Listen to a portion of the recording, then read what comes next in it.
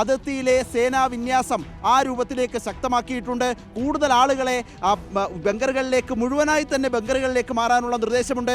കൂടുതൽ ആളുകളെ സുരക്ഷിത സ്ഥാനങ്ങളിലേക്ക് ദുരിതാശ്വാസ ക്യാമ്പുകളിലേക്ക് മാറ്റി.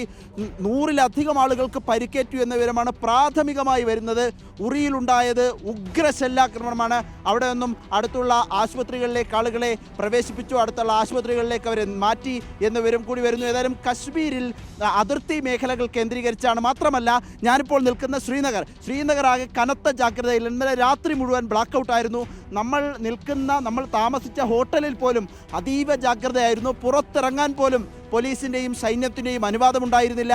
മാത്രമല്ല, പ്രത്യേകിച്ച് ശ്രീനഗർ എയർപോർട്ട് അത് ഒരു പ്രത്യേക സംരക്ഷിത മേഖലയാക്കി തന്നെ സൈന്യം മാറ്റിയിട്ടുണ്ട്.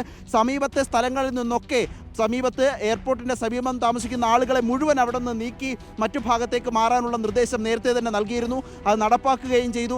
അതിന് സമീപത്തുള്ള കൂടുതൽ ആളുകളെ മാറ്റിക്കൊണ്ടിരിക്കുകയാണ്. പ്രത്യേകിച്ച് സൈനിക ആവശ്യങ്ങൾക്ക് മാത്രമായി ശ്രീനഗർ വിമാനത്താവളം ഉപയോഗിക്കണമെന്ന് നിർദ്ദേശമുണ്ടായിരുന്നു വരുൺ.